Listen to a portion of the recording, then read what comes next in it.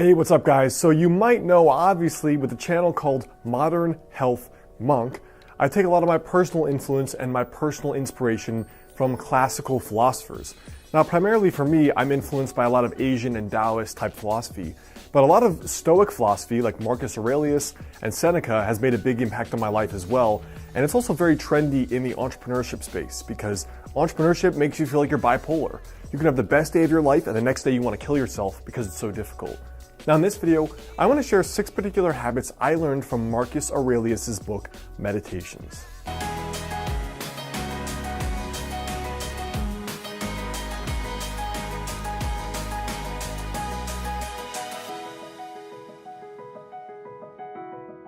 What's up guys, Alex Hine here, author of the book Master the Day. Now the very first quote that had a big impact on me was, "Waste no more time arguing what a good man should be one."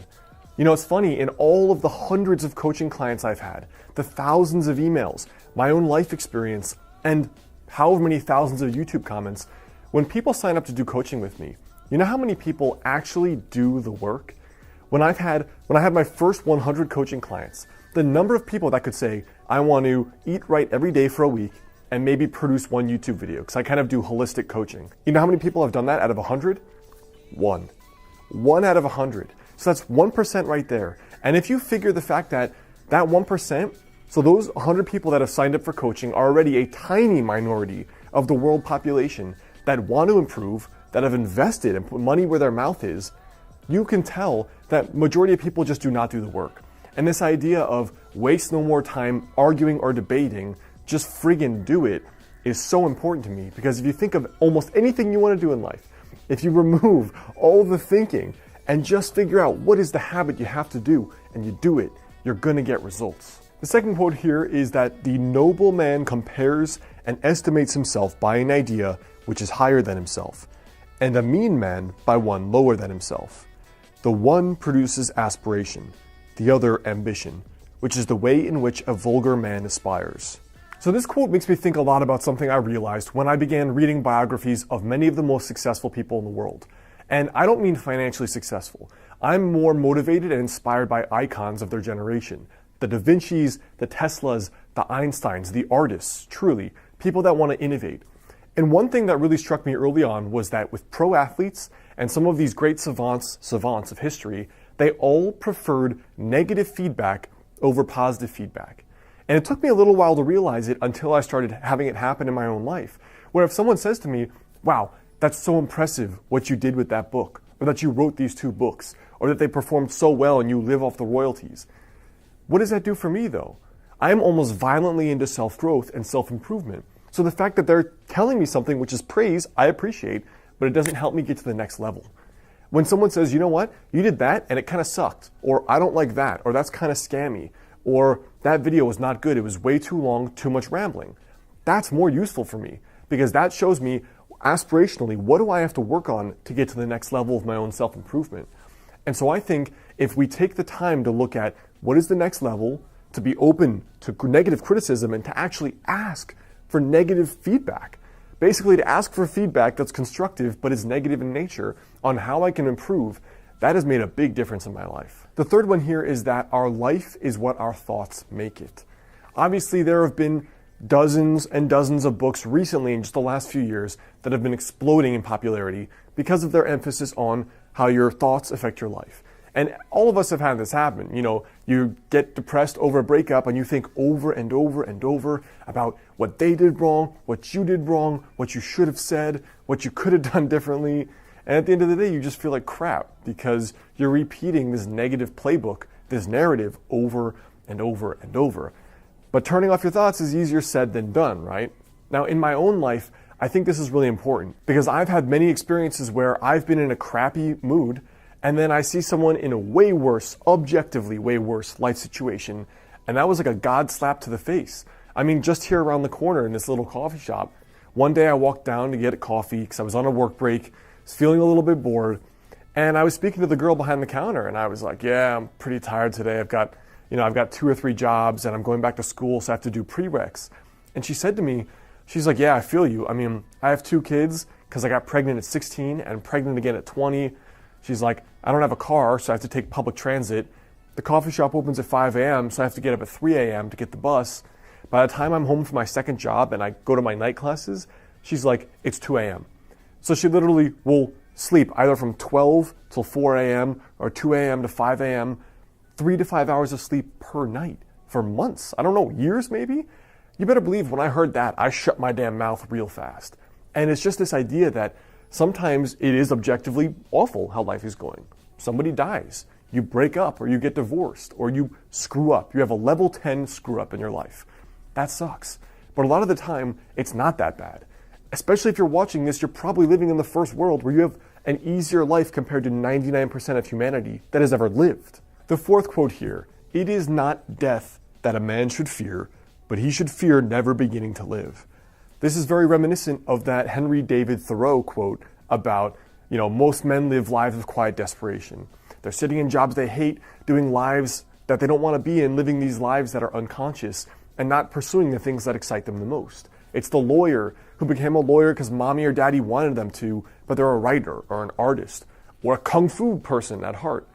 And I think for me, what so many people are afraid of day to day, there's a low level of anxiety. And it's not coming from any one thing. It's from this existential void called life, which is that we're a human with an 80 or 100-year lifespan, and there's no instructions for what the hell to do with 80 or 100 years of life. That is a long-ass time to do almost anything you want. You can become an icon of the generation in 10 industries in that amount of lifespan. It's nice, the idea that we're all going to die because it forces us to live. But the irony is that we all intellectually know we're going to die, but we don't really know that. Because if we did, we would live life differently, right? I mean, look at the last 24 hours. If you truly were dead tomorrow, or let's say the doctor gave you a cancer diagnosis and said, hey, you know what, Kelly, John, you have 6 months to live. 99 out of 100 people with this kind of cancer will not make it to next year. So I suggest you get your arrangements in order, you do all the things you've always wanted, and you live your life deliberately. Would you do what you just did today? Maybe you'd change everything, in which case that's not a good sign. Now the fifth quote here is that the soul becomes dyed with the color of its thoughts. So I love this idea that he chose the word dyed. You take something white and pure and you dye it like a tie-dye shirt. And I think that's because, like in English, we use the word colored. Like he colored the way I saw him. He affected or influenced the way I saw him. It colored my perception. It altered it. And I think, obviously, Marcus Aurelius' book, Meditations, is a lot about how the mind affects the way we live. And I think for me, I've literally stressed myself into borderline panic attacks. When I was working these jobs I didn't like in my 20s, and all I wanted was to be an entrepreneur and live and do my own thing, I would literally get up some days and I was so pissed off that I couldn't make enough money to quit my job yet. Like my veins were bulging out of my neck. I had to go take a walk because I was friggin' seeing auras. I mean, I was so stressing myself out, but it was all in my head. I mean, I was resisting reality, the fact I didn't have enough money in my business to quit my job. If I were the sage, I would have just accepted that. Okay, Alex, this sucks. What do I have to do? And, just keep going until. Maybe it takes me 5 more years. That would suck, but what am I going to do? Stress myself into a nervous breakdown until then? I have to accept. And I think that acceptance is not always easy. It sucks when it's about a girl or a guy that you like. It sucks when you want to quit your job and you can't. It sucks when somebody dies and you're in denial because the last thing you said to them was not something positive. It was, I hate you, or what the hell. It was something negative, and then they ended up dying. And I think that moving towards acceptance is a very difficult thing for me, but at the end of the day, we have no choice because it inflicts self-harm otherwise. Now, the final quote here is that the art of living is more like wrestling than dancing. And I like the choice of words again, because for me, wrestling, if you think about like high school wrestlers, they train really hard, it's rough, it's visceral, it's brutal, it almost has all those qualities of nature, right? True people surviving in nature, it wasn't all rainbows and unicorns, and life is not all rainbows and unicorns. It's brutal sometimes. For some people, it's brutal forever, for their whole life. Look at what immigrants have to do to get into the United States to make their future better for their families. I mean, the girl I dated for 5 years, her mom spent 10 years trying to get their family from the Philippines all the way to the US by herself. Trust me, she wasn't happy and inspired after that. She was bitter and unhappy, but she did it for her family. And I think sometimes when you think life is going to be rainbows and unicorns, you don't ever push yourself, right? Like, oh, when it's all easy and I'm following my intuition, life's a piece of cake. Well, I don't know. It certainly hasn't been like that for me. I don't know if there's ever going to be a day where I don't have to push a little bit. I mean, there are some days, but I think the philosophy is that if you think of life as a little bit more like wrestling, which has a little bit of a combative feel, you understand that sometimes you will have to push yourself for years to get to a better place. Sometimes you're gonna have to push yourself for a few months to get into that workout routine, or to get out of your comfort zone and talk to that person you're into but you're terrified of. And if you think of it, if you frame it as wrestling versus dancing, maybe a wrestling dance or a dance wrestle, I don't know. If you think of it like that though, you can have a more accurate understanding of what it takes sometimes, because it's not always pretty. So I hope that helps a little bit, you guys. Those are some key lessons that have made a big difference in my life that I have a long way to go, that's for sure.